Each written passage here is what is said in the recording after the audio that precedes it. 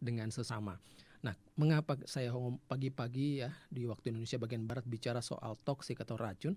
Karena tema kita pada kali ini adalah jangan ada toksik di antara kita. Hubungan toksik bikin panik.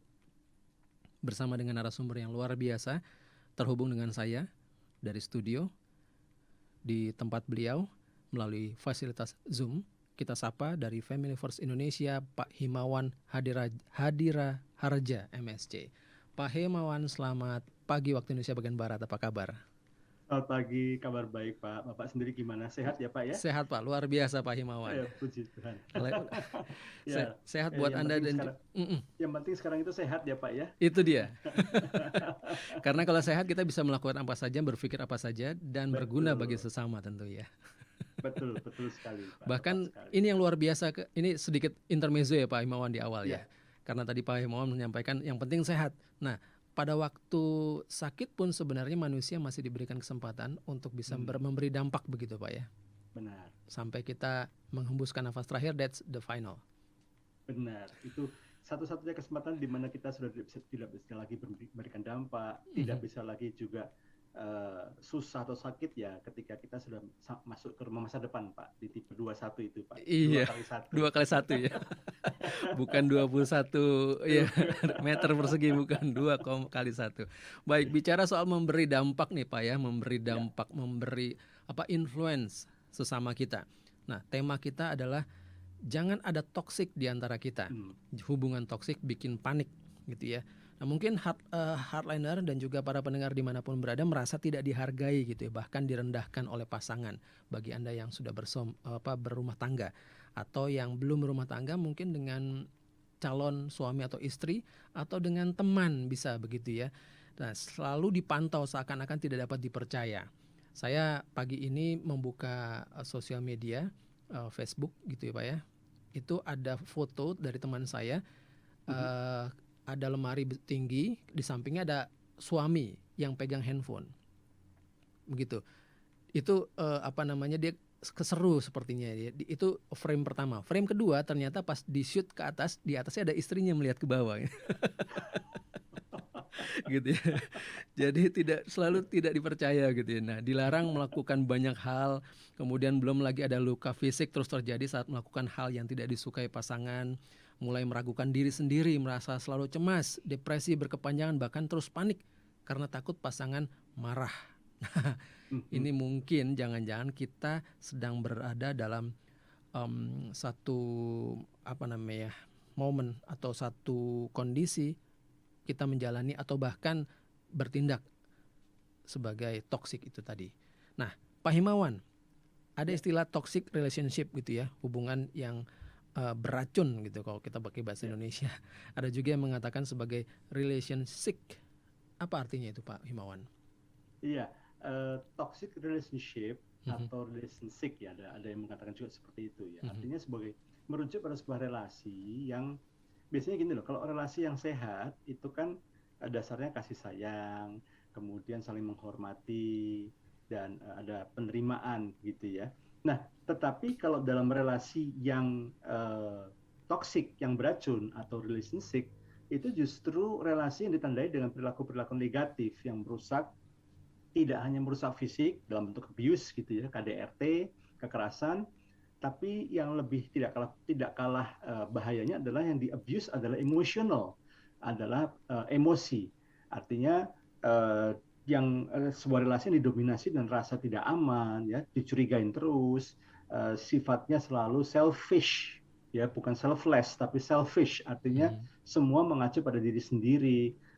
Cintai aku, kasihi aku, perhatikan aku, semuanya buat aku gitu ya. Kalau mau makan aku yang nentuin, minum juga aku yang nentuin, semuanya, dan ingin menguasai, untuk pegang kendali. Nah, karena kondisi seperti ini seringkali memang beda-beda tipis dengan bucin mungkin gitu ya Pak ya. Dalam relasi pranikah ya, pranikah mungkin ada istilah bucin gitu ya. Bahwa pokoknya budak cinta, gitu. Pokoknya pacarnya ngomong apa aja, yuk ya nurut aja gitu ya. Nah, padahal itu sebetulnya bukan tanda cinta, tapi itu sebuah relasi yang kurang baik gitu Pak. Jadi segala sesuatu berpusat pada dia gitu ya. Kalau tidak, maka dia akan marah atau bahkan ya akan berdampak negatif begitu Pak ya. Iya, ya. Padahal secara tidak sengaja dia juga sudah memberikan dampak negatif pada pasangannya gitu atau sesama di Nah, sekitarnya. mm-mm, mm-mm. Kok ada orang kayak gitu Pak ya? Nah, itu dia.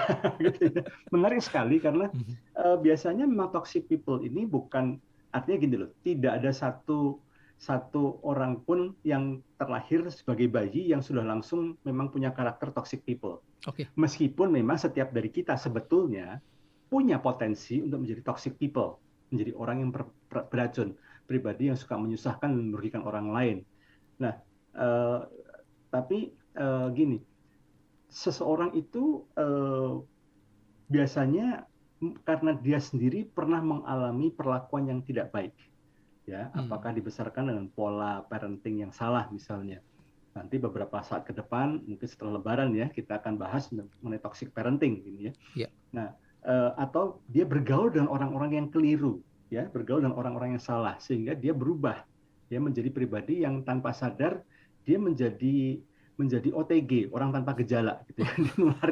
nularin virus-virusnya, nularin sifat-sifat jeleknya ini, membawa mungkin pakai istilah aura ya, sifatnya negatif ini ke sekitarnya. Nah, baik itu melalui media sosial maupun dalam dunia nyata, relasi dunia nyata. Nah, ini biasanya ya, tidak semua, tapi biasanya orang-orang toksik ini orang-orang yang sulit untuk merasakan kebahagiaan. Orang-orang yang selalu ngeluh, terus yang nggak pernah merasa puas, selalu khawatir dalam hidupnya, nggak pernah bisa mensyukuri kebaikan Tuhan, nggak bisa mensyukuri karunia Tuhan, ya selalu komplain, selalu iri, selalu compare dengan orang lain, selalu iri dengan keberhasilan orang lain, dan juga nyinyir. Jadi kalau melihat orang bahagia, nyinyir. Melihat ada ibu bawa foto bayinya, tiba-tiba bisa aja bilang, kok bayinya hitam? Gitu. Beda sendiri, gitu ya. Atau, masa masa semuanya kok gitu, kok jelek, padahal mamanya cantik. Waduh, bisa aja. Ini orang yang toksik seperti ini, dia bisa dengan mudah menemukan sesuatu yang flaw, sesuatu yang salah, dan dia fokus di situ, bahkan kemudian cenderung membesar-besarkan. Dan kalaupun misalnya dia berteman, dia biasanya berteman untuk kepentingan pribadinya, ya, untuk memuaskan sifat egonya, untuk memuaskan keinginan untuk mendominasi. Itu seperti itu biasanya. Iya, itu dilakukan sadar atau tidak sadar sih sebenarnya Pak? Nah, menarik sekali gitu ya. Nah, kalau dia menjadi sadar, harusnya kan dia kemudian berubah ya. Iya. Gitu. Nah, itu bersyukur kalau memang dia sadar. Tapi seringkali begini, ada yang ngomong begini, saya sadar saya ini salah, tapi saya nggak tahu gimana mesti berubahnya. Saya nggak punya kuasa untuk merubahnya. Bahkan ada yang mengatakan, ya udah memang bawaan dari oroknya begini. Padahal itu nggak benar sama sekali. Bukan bawaan orok Pak ya? Bukan. Ini memang cetakannya seperti ini gitu ya. Kamu tahu kan suka ada defect pabrik gitu kan. Kalau mass production suka ada defect pabrik. Bahan Ada reject aja yang salah gitu kan. Jahitannya yang meleset, misalnya logonya bukan melengkung ke atas tapi melengkung ke bawah gitu ya. Kayak gitu-gitulah. Nah, tetapi saya ingin mengatakan begini, bahwa there is no such thing, tidak ada yang namanya defect pabrik. Tidak ada orang memang sejak lahir itu memang sudah sistem sarafnya atau sistem beliefnya itu sudah toxic, itu nggak ada. Biasanya memang toxic people itu dihasilkan dari relasi-relasi, dari nurture, dari lingkungan. Ya, seperti saya katakan, dari pola keluarga yang kurang baik, berrelasi dengan orang-orang yang salah, cara dia meresponi setiap kejadian dalam hidupnya, dia responi dengan cara yang salah, dan tidak ada orang yang mengkoreksi, tidak ada orang mengintervensi dan merubah, sehingga dia bertumbuh besar dengan pola yang salah terus gitu ya, sehingga akhirnya itu membangun dia menjadi pribadi yang toksik gitu. Iya, itu ya tadi ya, sadar dan tidak sadar mungkin dalam kehidupan rumah tangga misalnya. Ini terjadi suami atau istri yang melakukan kegiatan atau aktivitas toksik atau hubungannya toksik, mungkin istrinya atau suami bilang, sudahlah, ya mau bagaimana lagi, sudahlah, itu memang dia seperti itu adanya gitu Sudah kan. nasib. Sudah nasib. Walaupun terjadi hal-hal yang lebih, katakanlah misalnya terjadi KDRT gitu ya, kekerasan verbal dan sebagainya, tapi akhirnya ya sudahlah, diterima saja gitu ya. Ya, kalau atas nama nasib. Itu dia tuh. Takdir. Itu dia. Mengapa apa ya namanya ya? Ya, kok bisa begitu gitu. Kan harusnya Iya, nggak seperti itu, Pak ya? ya harusnya tidak seperti itu. Nah, Mhm. kenapa ada orang-orang yang apa ya? Kenapa orang-orang yang seolah-olah nggak bisa lepas Iya, gitu ya, ya nggak bisa bucin lepas tadi ya? dari ya bucin atau dari Mhm. relasi yang nggak sehat ini. Ada beberapa faktor. Faktor yang pertama memang apa ya? Faktor yang pertama itu masalah waktu ya. Mhm. Karena merasa sayang ya, aduh sayang ya, saya udah kenal dia udah lama misalnya. Kalau Mmm. pacaran misalnya ya, udah pacaran udah lama, apalagi kemudian sudah kenal keluarga juga gitu ya. Sudah wah sudah invest banyak lah di situlah, sudah makan ya investasi uang udah, Waktu. investasi waktu udah, Mhm. air mata juga udah, darah juga udah gitu ya. Aduh sayang banget rasanya kok saya mesti ninggalin gitu ya. Nah, karena sudah relasinya sudah cukup panjang. Mungkin awal-awal waktu membangun relasi tidak terlalu kelihatan orang ini toksik, pasangan ini toksik misalnya gitu ya. Dan kemudian sampai bahkan kemudian mohon maaf ini, bahkan sudah menyerahkan segala-galanya, termasuk memberikan apa namanya tubuhnya juga gitu ya. Aduh, kalau saya putus dari dia belum tentu ada laki lain yang lain mau terima saya gitu ya, dan segala macamnya. Jadi karena merasa masalah sudah terlalu banyak investasi di situ. Yang kedua adalah rasa bersalah gitu ya. Beberapa orang malah mengatakan begini, lu kasihan dia, siapa yang mau sama dia kayak gini nih gitu ya. Terus apalagi biasanya kalau orang toksik ya, ketika dia sadar bahwa kekasihnya atau pasangannya ini mau meninggalkan dia, dia menjadi berbalik ya. Ya udah saya salah nih, memang saya ini nggak berguna, saya ini nggak ini ya udah, tapi tolong jangan tinggalin saya karena cuma kamu yang bisa nemenin saya, cuma kamu bisa bertahan sama saya, tolonglah saya ini, siapa lagi mau sama saya, kalau emang kamu nggak mau juga, kamu nggak mau bertahan juga, ya udah aku bunuh diri aja, aku mati aja, buat apa saya hidup, saya ini memang terlahir nggak berguna, kalau memang saya terlahir nggak berguna, buat apa saya hidup, saya mati aja, nanti saya datengin kamu terus, saya ingin terus, waduh, justru biasanya, ya ini menarik ya, bahwa biasanya bukan si orang toksiknya yang merasa bersalah, justru pasangannya yang merasa bersalah ketika mau meninggalkan, bersalah justru memang apalagi biasanya si orang toksik ini bisa play victim, Mmm. bisa berpura-pura jadi korban seolah gitu ya, malah berbalik menyalahkan pasangannya. Habis aku udah gini karena kamu gitu, kamu sih yang gitu, kamu sih yang gitu, makanya aku begini. Nah, sehingga membuat si pasangannya yang tadinya mungkin fine-fine aja merasa, jangan-jangan saya ya, iya ya, jangan-jangan saya ya, kayaknya alasan dia masuk akal tuh. Oh iya Mhm. ya, coba dulu saya nggak ikutin dia, dia nggak akan kasar sama saya. Kalau saya ngikutin aja maunya dia nggak akan sampai sakitin saya. Nah, justru biasanya korban dari toxic relation ini justru yang biasanya merasa bersalah dan kemudian justru malah makin tertekan biasanya. Nah, ini faktor rasa bersalah. Faktor ketiga itu ada apa ya? Ada sebuah false hope ya, pengharapan palsu. Artinya begini, oh ya udah apa namanya? Ya udah orang bisa berubah, ya siapa tahu sekarang belum berubah tapi nanti pasti berubah lah. Kalau saya sabarin dikit, saya rela berkorban dikit, apa namanya? Mungkin dia bisa berubah lah. Waktu bisa mengubah dia. Mungkin kalau saya baik-baikin terus, saya tetap tempel dia, saya nggak apa-apa deh, saya jadi korban deh, nggak apa-apa deh, saya disakitin, tapi asal dia bahagia. Lama-lama masa sih dia nggak sungkan sama saya, masa sih dia nggak apa namanya nggak kasihan sama saya, harusnya dia berubah dong. Padahal ini adalah false hope ya, bahkan sebuah kecenderungan yang bias sekali untuk percaya bahwa orang seperti ini akan berubah suatu saat. Oh mungkin sekarang waktu pacaran kayak gini, tapi siapa tahu nanti kalau sudah menikah dia enggak. Setelah udah menikah enggak juga, siapa tahu nanti kalau udah punya anak dia berubah. Sampai anaknya 5 juga nggak berubah-berubah, karena ada false hope ini. Mhm. Artinya ini 3 faktor yang biasanya membuat seseorang itu sepertinya sulit untuk keluar dari relasi yang toksik ini. Nah, bagaimana kita bisa keluar tuh, Pak? Karena jeratnya Nah, kayaknya yang pertama tadi yang rasa bersalah itu ya. ya. Itu sepertinya dia kan, "Aduh nanti kalau tanpamu saya tidak akan bisa hidup," dan sebagainya gitu. Padahal sebenarnya kalau kita bisa lihat dari secara orang luar gitu, "Oh iya nggak ada yang mau jadi korban kamu ya selain dia." Jadi kamu takut kehilangan korban, nah kata gitu ya dalam hal ini.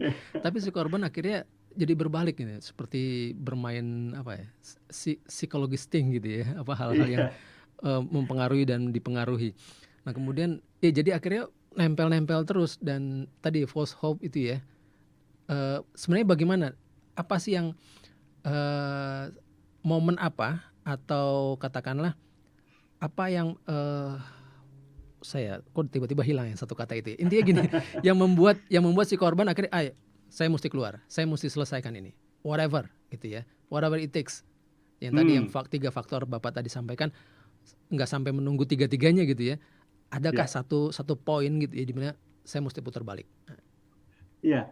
Jadi memang perlu orang lain ya untuk Mhm. menyadarkan saya kurang suka menggunakan istilah ini, tapi saya belum berhasil menemukan istilah yang lain, yaitu si korban.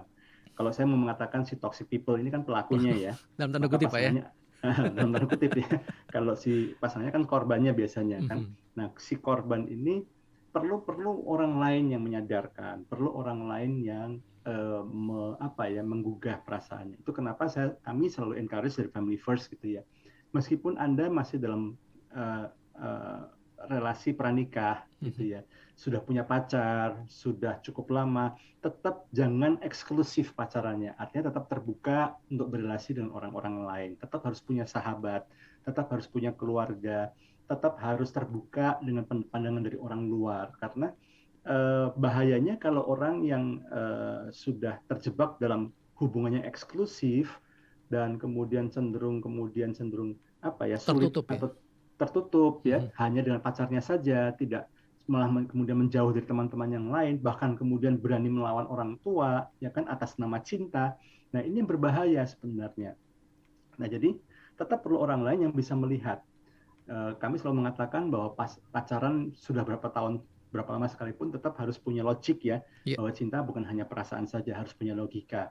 Kembali lagi, kalau memang dalam sebuah relasi ditimbang-timbang, dihitung-hitung, kok ya benar juga ya setelah saya pikir-pikir dengerin talk show-nya sketsa keluarga ini gitu ya, iya ya, kok saya dimanipulasi terus ya, kok saya dulunya saya nggak gini loh, kok tiba-tiba saya jadi berubah jadi jelek ya, saya kok sekarang jadi lebih melo misalnya ya, Mhm. saya kok banyak makan hati misalnya, saya kok jadi minder, dulu saya nggak kayak gini loh, dulu saya tuh cukup pede, cukup baik, kok tiba-tiba saya minder ya, selalu saya merasa bersalah dan selalu saya disalah-salahkan terus, karena memang salah satu cirinya orang toksik ini dia bisa memanipulasi Pak, Mmm. dia bisa membuat sedemikian rupa seolah-olah dia tuh nggak apa-apa, lu yang salah gitu, bukan saya nggak apa-apa gitu, saya memang terlahir kayak gini, memang karakter saya kayak gini, kamunya aja yang nggak bisa adjust sama saya, kamunya aja yang nggak fleksibel orangnya, kamunya aja yang orangnya kaku, kamunya aja orang yang egois, padahal yang egois adalah si orang toksik Mhm. gitu. Nah, sehingga perlu orang lain menyadarkan, ya, mengingatkan. Kemudian yang kedua adalah menyadari bahwa kita tuh sungguhnya berharga, gitu. Artinya eh, Tuhan itu tidak pernah menciptakan seorang yang tidak punya kelebihan sama sekali. Saya ulangi ya, Tuhan itu tidak pernah menciptakan seorang yang tidak punya kelebihan sama sekali. Setiap dari kita pasti punya satu keunikan, punya satu keunggulan yang tidak dimiliki oleh orang lain. Dan itu memang talenta yang Tuhan taruh dalam kehidupan kita. Mungkin banyak orang tua atau para pendengar sketsa keluarga yang sudah familiar dengan istilah multiple intelligence, ya, kecerdasan multiple, berganda gitu. Artinya kalau dulu kan orang dikatakan cerdas kalau jago matematika, wah Iya. jenius nih, matematikanya jago soalnya, wah pinter nih. Padahal sebenarnya 8 kecerdasan ya. Ada orang yang memang cerdas di musik, ada orang yang cerdas di olahraga, ada yang cerdas di nature, di alam, ada yang cerdas dalam berteman, berelasi, ada yang cerdas untuk kontemplasi, ya, bisa menganalisa diri, bisa introspeksi diri, ada juga yang cerdas matematika, ada juga cerdas bahasa, ada banyak sekali.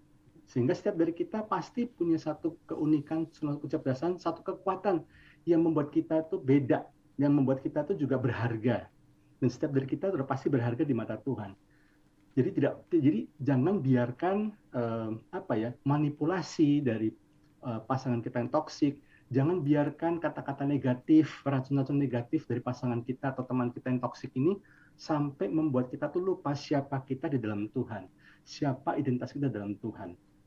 Dan jangan sampai orang-orang toksik ini justru membuat kita lupa bahwa sesungguhnya sebelum kita berrelasi dengan dia, kita punya sejumlah hal-hal baik gitu. Jadi harus menyadarkan bahwa siapa identitas kita di dalam Tuhan yang sebenarnya. Kemudian yang ketiga, bahwa sesungguhnya Tuhan itu tidak pernah merancangkan sesuatu yang jelek. Nggak ada tuh istilahnya takdir memang harus harus punya pasangan yang toksik, itu nggak ada. Memang sudah dijatahkan dari sononya gitu. Itu nggak ada istilah seperti itu. Wah, kok jahat banget Tuhan ya. Masa sih Tuhan kok jatah saya kok itu jatahnya bagus, kenapa jatah saya jelek ya? Kan nggak ada gitu istilahnya ya. Nggak ada lah pemikiran seperti itu. Jadi kita harus melawan, kita harus mengcounter, kita harus menyadari bahwa setiap dari kita berhak untuk bahagia, setiap dari kita berhak untuk punya relasi yang baik buat kita, yang berdampak baik buat kita. Jadi hal-hal seperti ini akan membantu kita untuk mulai lepas. Kalau untuk lepas mungkin perlu waktu, tapi paling tidak mulai ada satu keinginan untuk lepas, mulai menyadari bahwa relasi ini salah, mulai menyadari bahwa relasi ini tidak baik, dan mulai menyadari bahwa relasi ini tidak sehat dan kita harus keluar dari situ. Ya, itu kenapa kalau prinsipnya kan orang sakit kalau memang untuk di tingkat tertentu perlu dibawa ke rumah sakit ya Pak ya, rawat inap dulu. Ya kan. Nah, dipisahkan dulu mungkin lingkungannya yang buat selama ini sakit, mungkin kena DB misalnya, demam berdarah, dirawat di rumah sakit. Sambil dirawat di rumah sakit, di rumahnya bersih-bersih nih, sarang nyamuknya dibersihin, ya kan, ada saluran mampet dibersihin lagi, gitu. Mungkin ada tempat-tempat yang memang menjadi tempat rumahnya dari si nyamuk membawa nyamuk Aedes aegypti ini, harus dibereskan dulu. Setelah bersih, si penderita ini juga makin sehat, baru dia kembali lagi. Termasuk juga dalam toxic relationship, mungkin memang bagi orang yang sudah sadar dan menyadari ini, dia harus terpisah sementara, dia harus menjauh dulu supaya dia bisa dipulihkan dulu, dia bisa direstorasi kembali dari luka-luka yang dia alami selama menjalani toxic relationship ini, Pak. Oh, ini dia untuk relasi bagi Anda semua pendengar yang saat ini tengah menjalin hubungan atau berelasi pranikah, Pak ya, pacaran gitu, atau ingin dengan teman yang sahabat dan sebagainya. Nah, itu tadi harus menyadari dulu kalau dia sakit dalam tanda kutip, wah ini ada yang nggak bener nih, tadinya baik kok jadi begini gitu. Nah, itu harus sadar dulu Pak ya, sehingga kita bisa treatment lah selanjutnya. Berarti memang dilarang bucin Pak ya. Itu tadi saya katakan, dalam relasi pacaran tetap ya, pacaran bukan hanya sekedar perasaan, tetap harus ada logikanya. Logika, benar. Iya. Berarti lagunya Agnes Monica benar nih Pak. Benar. Kadang-kadang memang tidak ada logika gitu ya cinta itu, tapi kita harus masukkan logika itu ya. Karena apa? Karena tadi itu manusia diciptakan baik ya, sangat baik bahkan, dan berharga dengan kelebihan. Nah, itu dia. Tidak ada yang misalnya, oh iya memang saya ditakdirkan atau jadi nasib jadi sansak terus nih ya, ditinju-tinju terus.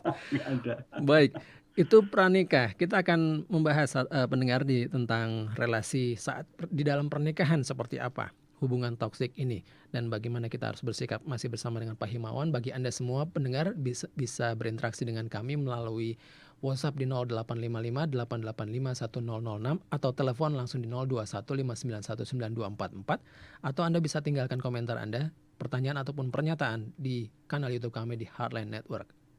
Tetap di Sketsa Keluarga Indonesia. Kita jeda sebentar, Pak. 100.6 Heartline Radio, radio nomor 1 yang peduli dengan perlindungan anak-anak dan berkontribusi dalam membangun keluarga Indonesia. Bersama UNICEF, Heartline ikut mengkampanyekan hak-hak anak Indonesia. Heartline banyak memproduksi konten program untuk perlindungan anak dan pemberdayaan orang tua. Selain program siaran, Heartline aktif dalam menyelenggarakan acara untuk pembekalan kepada orang tua dan anak-anak. Selama tahun 2016 sampai 2017, Heartline mendapatkan 2 penghargaan. Penghargaan Nobel Media sebagai radio yang peduli dengan perempuan dan anak, dan juga penghargaan kepada Radio Peduli Anak bersama Komnas Perlindungan Anak. Mari bergabung bersama Heartline Radio dalam memperkokoh keluarga Indonesia.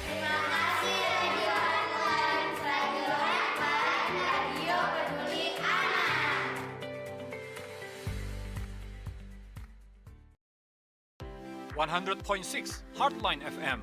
More than radio. Our best program. Follow our Instagram at Heartline FM. Follow our Facebook. Heartline FM 100.6. Subscribe YouTube channel. Heartline Network. Download our apps. Heartline Tangerang. 100.6 Heartline Radio, radio nomor 1 yang peduli dengan perlindungan anak-anak dan berkontribusi dalam membangun keluarga Indonesia. Bersama UNICEF, Heartline ikut mengkampanyekan hak-hak anak Indonesia. Heartline banyak memproduksi konten program untuk perlindungan anak dan pemberdayaan orang tua. Selain program siaran, Heartline aktif dalam menyelenggarakan acara untuk pembekalan kepada orang tua dan anak-anak. Selama tahun 2016 sampai 2017, Heartline mendapatkan 2 penghargaan. Penghargaan Nobel Media sebagai radio yang peduli dengan perempuan dan anak, dan juga penghargaan kepada Radio Peduli Anak bersama Komnas Perlindungan Anak.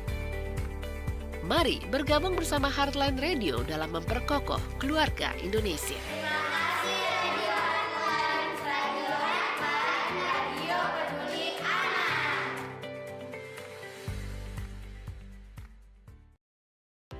100.6 Heartline FM. More than radio. Our best program. Follow our Instagram. At Heartline FM. Follow our Facebook.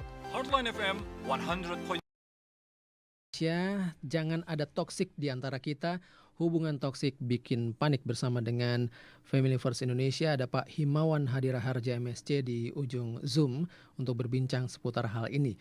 Dan bagi Anda yang ingin berinteraksi silakan melalui telepon ataupun SMS dan WhatsApp, atau juga tinggalkan komentar di kolom yang sudah tersedia di kanal YouTube kami di Heartline Network.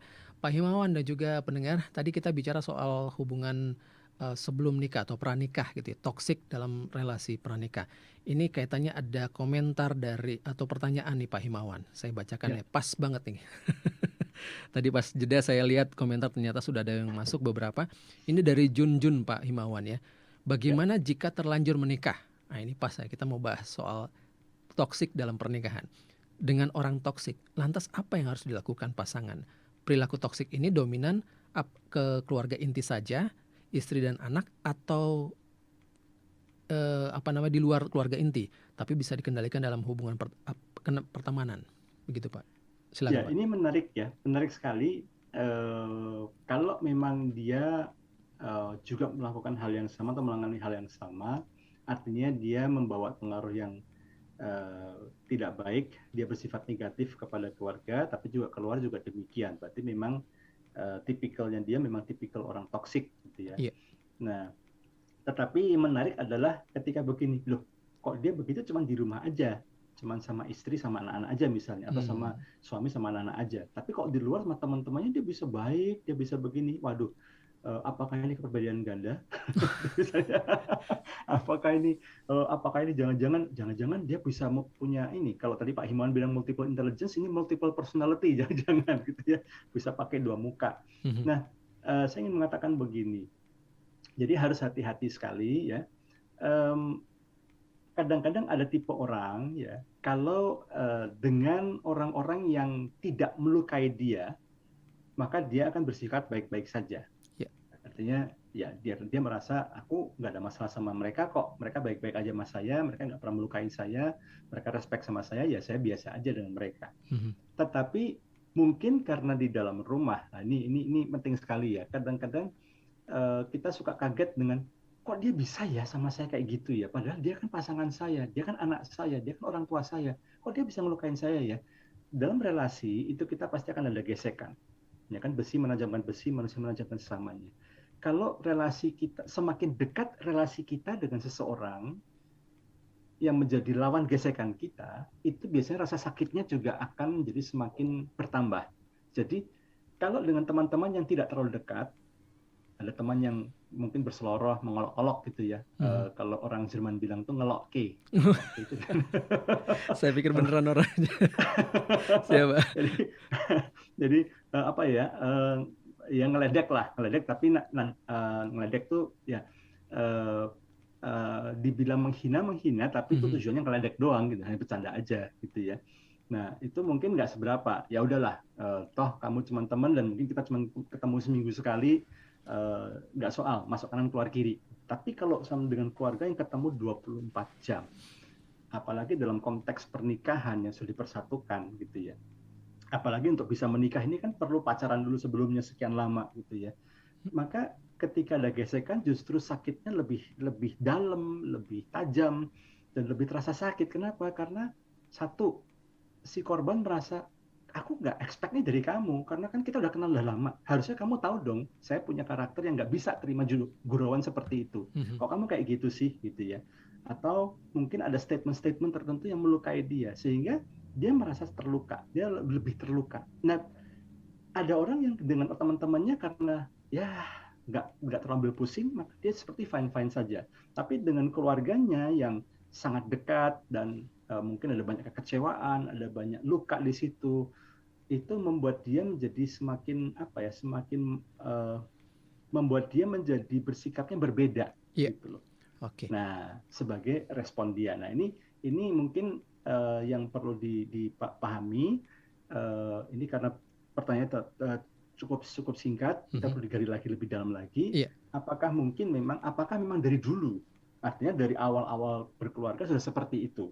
Kalau dari waktu awal berkeluarga tidak seperti itu, baru misalnya 5 tahun terakhir ini, 4 tahun terakhir ini, apa sesuatu yang merubah?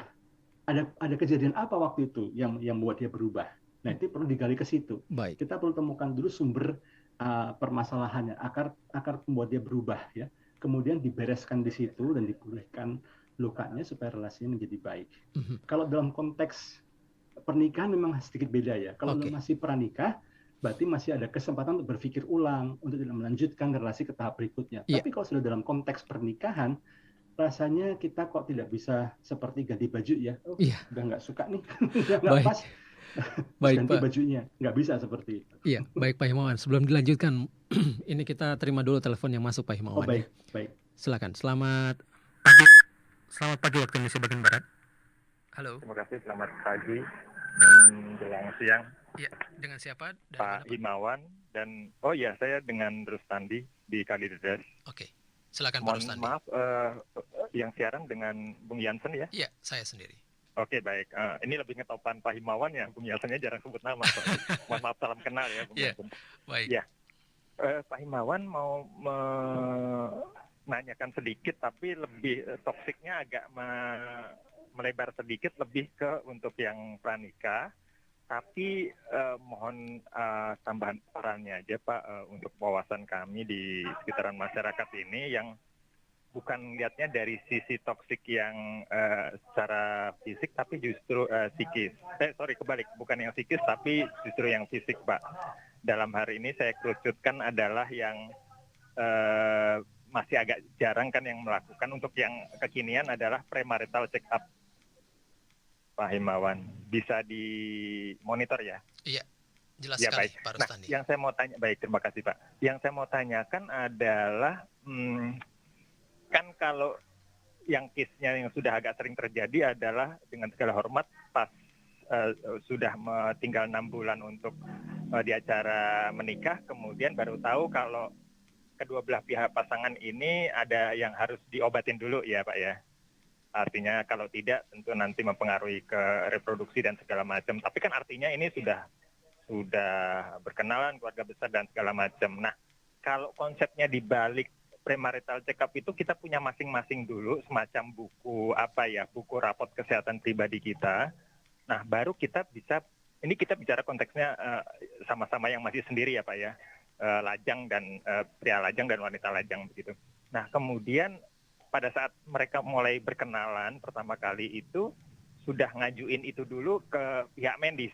Artinya dengan data rekod kami yang seperti ini dari sisi pria dan yang wanita seperti itu, kansnya berapa persen ya Dok untuk sampai kami bisa berumah tangga? Artinya kalau nggak ada masalah ini 80%, 90%. Jadi artinya kita bisa baru menjalin relationship lebih lanjut begitu. Bukan case yang sekarang kan adalah baru tahu setelah hubungan berpacarannya sekian lama, 5-7 tahun, ternyata pas mau menikahnya sudah mau sah resmi, ternyata baru tahu kalau ada harus yang dirapikan dulu dalam tanda kutip secara medis. Kan agak kebalik logikanya. Iya. Walaupun dengan segala hormat konsep saya ini tadi bukan berarti kalau kita sama si B yang pasangan kita, calon pacar kita ini kemudian tidak baik, kemudian ke orang lain tidak baik, belum tentu. Kadang-kadang sama kita berteman aja, tapi dia berpacaran dengan orang lain atau kita berpacaran dengan orang lain, ternyata nilai secara medisnya lebih baik begitu. Baik. Nah itu dimungkinkan nggak Pak? Walaupun kelihatannya teoritis, tapi buat saya maksudnya tidak merugikan di belakang hari yang kemudian menyesal karena ya terpaksa harus kita ini orang udah keluarga besar udah mau melanjutkan, tapi ternyata ada masalah yang harus diperbaiki dulu secara medis. Mungkin itu saja, mohon paparannya Pak Himawan, Bung Jansen. Terima kasih, selamat Baik. siang semua. Terima kasih, selamat siang waktu Indonesia Baik. bagian Barat buat Ya. Pak Rustandi di Kalideres. Silakan Pak Himawan. Ya, ini sifatnya kembali lagi secara medis ya, bukan secara psikologis. Iya. Kalau secara psikologis biasanya dari awal-awal ketika dalam masa-masa pertemanan, penjajakan, gejala-gejala sudah muncul. Contoh ya, ketika ada pasangan yang ketika menikah itu KDRT misalnya, sebetulnya bukan sekonyong-konyong baru muncul ketika menikah. Biasanya bibit-bibitnya untuk melakukan perilaku yang abusif itu sudah kelihatan ketika pacaran misalnya, emosinya susah terkendali meskipun nggak menyakiti si pacar ya, mungkin sifatnya ngerusak ke yang lain atau mungkin hantam tembok ya, banting piring misalnya. Jadi sifat untuk violent-nya, untuk kasarnya itu sudah kelihatan. Atau ketika menikah misalnya dia selingkuh, sebetulnya ketika pacaran pun bibit-bibitnya sudah ada, yaitu misalnya dengan dia bohong misalnya, ya kan, mulai main rahasia-rahasiaan, punya kamar rahasia gitu ya, yang pacarnya nggak boleh tahu. Handphonenya ada 2, tapi pacarnya cuma boleh tahu 1 doang, yang satu lagi nggak boleh taau pacarnya, dikasih password, dikasih apa, face lock juga gitu, sangat dirahasiakan sekali. Nah itu sudah loh, kenapa nih kalau pacaran katanya mau pacaran mau serius kok kayak gini masih ada rahasia-rahasiaan, itu sudah kelihatan sebetulnya. Tapi kalau sifatnya medis memang biasanya menjadi baru terkuak ketika mau menikah. Nah, saya ingin mengatakan begini, kalau memang itu hal yang tidak krusial, artinya tidak krusial, I think it's okay. Tapi kalau itu hal yang sifatnya krusial, secara medis ya Pak ya, saya nggak ngomong masalah secara medis ya. Sekarang ini pertanyaan yang kedua, pertanyaan pertama adalah misalnya secara medisnya membuat pasangan ini tidak akan pernah bisa punya keturunan misalnya. Nah, apakah memang pernikahan itu harus punya keturunan? Itu pertanyaan perenungan sebetulnya. Kalau memang itu menjadi sebuah harga mati, menurut saya kok sayang ya, karena kan namanya pernikahan itu lebih dari sekedar harus punya anak.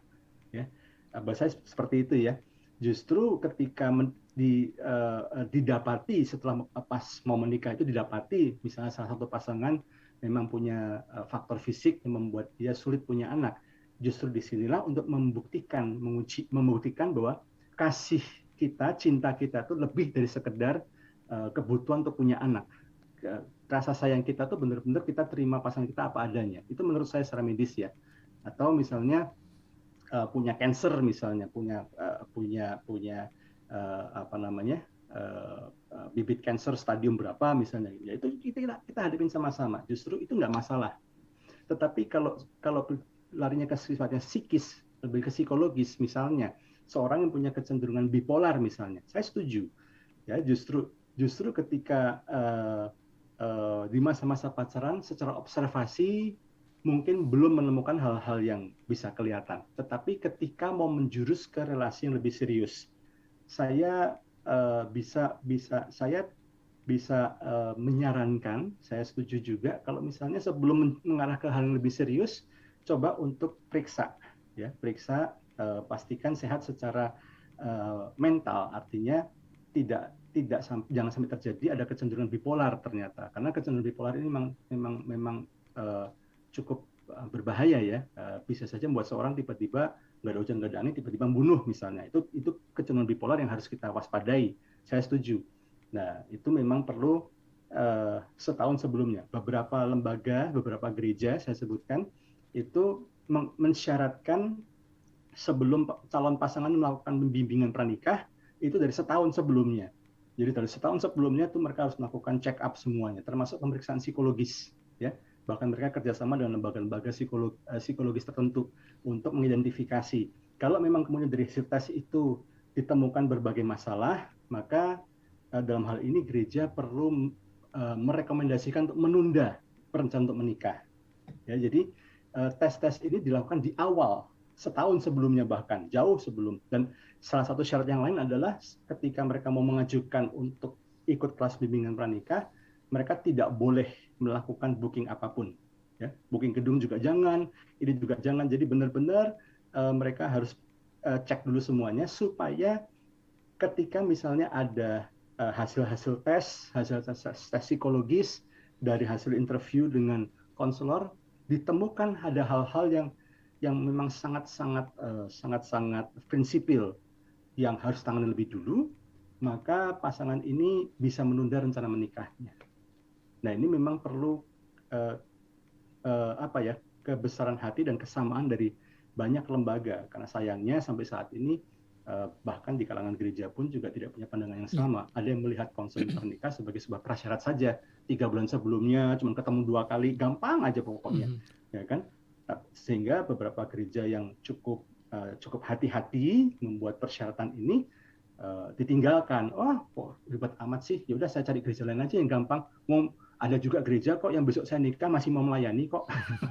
Padahal nanti ketika sudah menikah masalahnya baru muncul berlipat-lipat susahnya. Betul. Jadi itu kenapa memang perlu ada satu kesamaan visi, kesamaan prinsip. Kenapa perlu melakukan sejumlah pengecekan lebih dulu. Tujuannya bukan untuk mempersulit, tapi untuk menyelamatkan pernikahan itu sendiri sebetulnya. Iya, berarti tadi ya sebelum ada pertanyaan kita bahas tentang hubungan toksik ini dalam keluarga. Ya. Apakah ketika sudah menikah, ya nasi sudah menjadi bubur, kita nggak bisa nih harus hidup dengan toksik ini, atau bisa disembuhkan dalam tanda kutip, Pak Imam? Ya, saya senang dengan istilah itu, nasi sudah menjadi bubur. Ya kan, permasalahannya kalau dalam menikah ya, dalam konteks pernikahan, sekarang bagaimana bubur ini kita beri cakwe, kita beri kulit pangsit, kita beri ayam, kita beri kecap, kita beri kaldu ayam supaya menjadi bubur ayam yang enak, kan istilahnya begitu ya. Yeah. Kalau sudah terlanjur menikah, sekarang bagaimana? Nah, gini, orang yang toksik bukan berarti tidak bisa dipulihkan, itu kabar baiknya. Ya, kabar baiknya orang yang toksik itu bisa dipulihkan. Tapi memang perlu kesadaran dari orang tersebut, ya, karena konseling itu 2 arah, ya. Konselor mau menolong, tetapi kalau yang mau ditolong tidak merasa dia perlu ditolong, bahkan dia tidak kooperatif, tidak mau melakukan saran dari konselor, ya susah. Jadi memang perlu kesadaran, ya. Nah, seringkali orang yang toksik memang cenderung tidak sadar sampai kemudian pasangannya yang kemudian mengajak bicara dari hati ke hati. Ini memang perlu komitmen, ya, bagi pasangan, karena dia sudah komit kan, sehidup dalam keadaan susah, senang, sehat, sakit, berkelimpahan, berkekurangan, sampai maut memisahkan. Karena sudah berkomitmen, maka bagian dari komitmen itu adalah tidak lagi mempermasalahkan, aduh kenapa kok kayak gini, kenapa kok gini, tapi sekarang bagaimana ke depannya, ya. Jadi harus bicara. Ya, ambil waktu yang tepat untuk menyampaikan kepada pasangan kita yang toksik ini bahwa ini mengganggu, ini nggak bisa seperti ini. Kamu mau hidup yang lebih baik nggak? Itu selalu saya dan istri saya sering kami temukan beberapa pasangan yang berkonflik seperti ini, dan ketika salah satu atau kedua pasangan bahkan ternyata adalah orang-orang tipe yang toksik, biasanya kami selalu kelontarkan pertanyaan perenungan. Kamu happy nggak dengan hidup kamu saat ini? Nggak happy, Pak. Mau hidupmu berubah nggak? Mau hidupnya berubah. Nah, kalau mau hidupmu berubah, itu salah satu prinsip yang simple untuk membuat sebuah perubahan adalah melakukan hal yang belum pernah kalian lakukan sebelumnya. Coba evaluasi. Sebelumnya kalian udah coba apa saja? Saya udah coba ngomelin dia. Saya udah berusaha merubah dia. Saya udah berusaha ngajarin dia. Kamu tuh harus begini-begini. Oke. Selama sekian tahun, selalu fokusmu merubah pasanganmu. Coba sekarang berubah, yang kamu rubah dirimu sendiri dulu. Karena bisa jadi sumber permasalahan bukan pada orang lain, tapi pada dirinya sendiri. Karena selama sekian tahun kamu udah berusaha mengubah pasanganmu dan nggak pernah berhasil. Satu yang harus kamu coba untuk rubah saat ini adalah rubah dirimu sendiri dulu. Nah, ini yang kita sampaikan gitu ya. Karena begini, kita merubah diri sendiri itu lebih mudah karena kita pegang kendali penuh atas diri kita. Kita bisa merubah diri kita. Ya, kita nggak bisa ceramain orang lain supaya dia berubah. Ya, kita doakan, kita minta Tuhan mengubah, itu bisa karena Tuhan bisa mengubah karakter seseorang. Tapi kita juga punya kendali atas diri kita dan kita bisa berubah diri kita sendiri. Jadi kenapa perlu bicara dengan orang yang toksik? Kita sadarkan dia dan kemudian kita tuntun dia untuk bisa berubah. Kita hidup sama-sama yuk. Kamu pasti bisa berubah. Aku juga mau berubah kok. Aku juga ada hal-hal yang aku mau rubah. Gitu ya, kita berubah sama-sama. Nah, biasanya perlu memang dua-duanya suami istri mengikuti satu rangkaian proses konseling. Dimulai dengan proses pemulihan luka batin dulu. Karena biasanya orang-orang yang toksik adalah orang-orang yang terluka. Dulu dia pernah dilukai dan kemudian sekarang dia melukai. Ya, orang yang terluka akan cenderung melukai. Nah, karena itu lukanya harus disembuhkan lebih dulu. Ya, setelah disembuhkan, barulah kemudian dia bisa tidak lagi mengeluarkan toksiknya. Sehingga dipulihkan lebih dulu. Baru setelah dipulihkan, gambar dirinya dipulihkan, apa yang menjadi sumber traumanya dia, apa yang menjadi sumber luka batinnya dia yang selama ini, apa istilahnya ya, sumur racunnya itu ditutup dulu, istilahnya. Sumur racun ditutup dulu, setelah itu beres, nah baru kemudian relasinya bisa dipulihkan si suami istri ini. Itu untuk mencegah juga korban jadi pelaku, Pak ya? Benar, jangan sampai. Memang kecenderungannya begitu, Pak Jansen. Kecenderungannya itu dari pelaku, kemudian jadi korban, kemudian menjadi pelaku, gitu. Jadi perlu dipulihkan lebih dulu. Iya, itu tadi yang Pak Himawan sampaikan itu seperti self healing nggak sih Pak? Jadi kita berubah untuk orang lain bisa berubah, begitu Pak? Iya. Yang dinamakan itu. Ya? Memang ada sebuah bentuk saya katakan sebuah proses terapi namanya self healing. Self healing artinya kita berusaha memulihkan diri sendiri. Tapi self healing ini baru bisa bekerja kalau kita menyadari bahwa memang kita bermasalah dan kita mau berubah. Ketika kita sadar kita salah dan kita mau berubah, itu akan membantu kita untuk melakukan self healing. Jadi kita harus terima diri sendiri dulu ya. Kita terima apa adanya. Kita nggak perlu compare dengan orang lain. Kita berusaha untuk menemukan apa yang menjadi kekuatan kita, keunikan kita. Kita berhenti membandingkan kita dengan orang lain. Setiap masing-masing dari kita tuh pasti punya kelebihan kelemahannya, pasti punya jatah berkat sendiri-sendiri gitu ya. Jadi kita terima saja menjadi bagian kita, syukuri. Kemudian yang berikutnya lagi adalah kita memaafkan diri kita sendiri. Nah, ini harus bisa nih. Kita memaafkan diri sendiri bahwa kita pernah kita pernah keliru. Kelirunya apa? Menyimpan luka-luka. Harusnya kita sembuhkan, harusnya kita ceritakan ke orang lain sebelum melakukan pemulihan, tapi kita simpan saja. Jadi kita harus maafkan diri sendiri dulu. Ya. Rasa bersalah ini kita harus terima dan kita harus maafkan diri sendiri. Sebelum kita bisa maafkan orang lain, kita harus maafkan diri sendiri dulu. Karena kita pun juga keliru, karena kita menumpuk sampah-sampah, kita menumpuk emosi-emosi negatif, dan kita nggak keluarkan ke jalur yang benar. Dan kita juga salah kalau kita tidak minta pertolongan orang lain untuk menolong kita.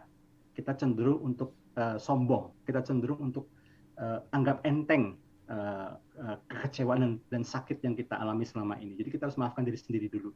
Lalu yang berikutnya lagi adalah buat satu list ya, to-do list. Apa yang mau dilakukan ini? Ya, salah satu yang perlu kita pulihkan ya, untuk bisa memulihkan mental kita, mau tidak mau juga harus disertai dengan fisik.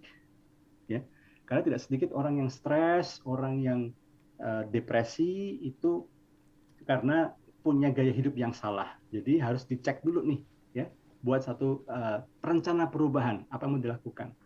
Kemudian mulai melakukan hal-hal yang positif, mulai untuk melakukan hal-hal yang istilahnya membuat kita nyaman, membuat kita senang, membuat kita bahagia. Misalnya mau merawat taman, misalnya merawat tanaman, misalnya gitu ya. Waduh, tanaman jadi hidup. Ternyata tangan saya dingin ya untuk tanaman ya. Ternyata saya tuh bisa loh tanaman tuh jadi subur gitu ya.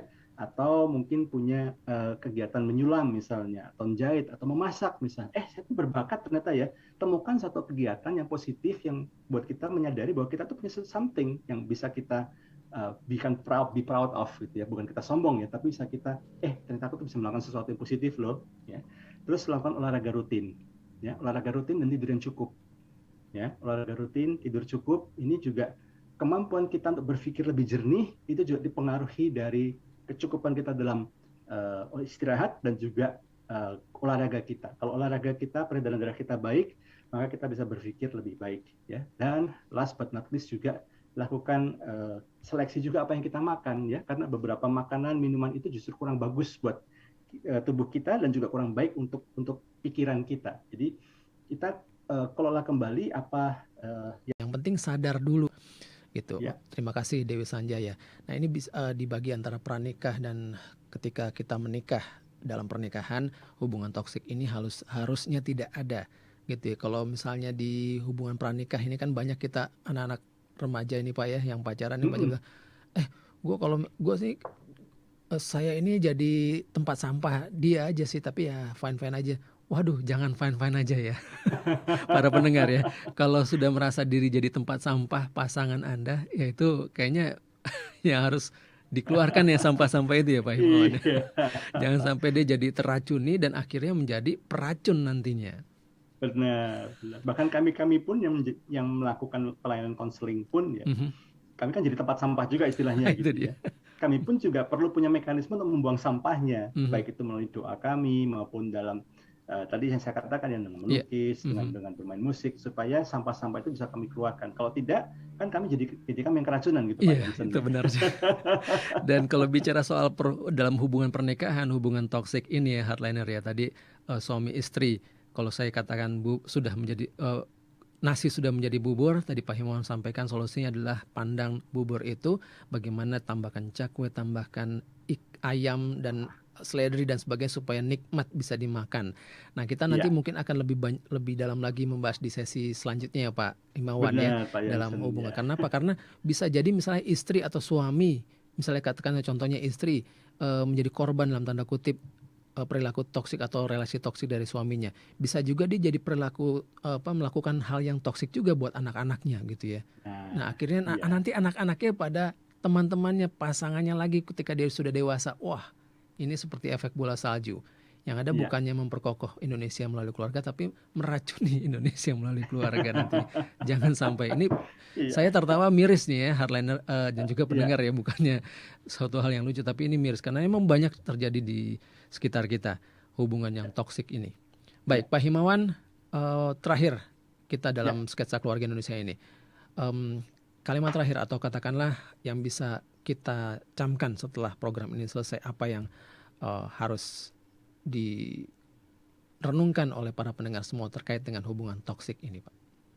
Ya, saya ingin garisbawahi lagi bahwa yang pertama adalah sadari bahwa hidup kita itu berharga ya. Kita itu adalah pribadi yang berharga di mata Tuhan, dan setiap dari kita itu sebetulnya berhak untuk mendapatkan kehidupan yang baik, kehidupan yang berbahagia, kehidupan yang membuat kita itu makin bertumbuh dan makin bisa berdampak positif bagi orang lain. Kalau memang saat ini ada di antara para pendengar sketsa keluarga yang terjebak dalam relasi yang toksik, kalau itu relasi pernikah, maka ini waktu yang tepat untuk merenungkan dan mengambil keputusan. Tidak pernah ada kata sayang gitu ya, lu sayang banget udah pacaran 5 tahun, 10 tahun, kok akhirnya berubah, kok harus bubar ya, nanti apa kata dunia, nanti gimana saya harus jelaskan ke orang-orang, itu dihapus ya. Anda harus sadari bahwa omongan orang itu tidak boleh mempengaruhi keputusan Anda. Anda berhak untuk bahagia, Anda berhak untuk lepas dari relasi yang toksik, jadi Anda harus ambil keputusan. Ya, jadi mungkin Anda bisa menjauh sementara waktu, ya, atau memang menjauh secara permanen. Kalau memang tidak ada tanda-tanda dari calon pasangan Anda ini untuk benar-benar berubah, ya Anda harus bisa putuskan secara permanen. Anda harus keluar dari situ dan Anda tetap bisa bergaul dengan komunitas yang sehat yang mendukung Anda dan menerima Anda. Tapi kalau Anda dalam relasi pasutri, Anda sudah diikat dalam satu pernikahan, maka inilah waktunya Anda untuk menunjukkan bahwa Anda pribadi yang berkomitmen. Anda dampingi pasangan Anda untuk bertemu dengan pihak yang berkompeten, pihak yang profesional.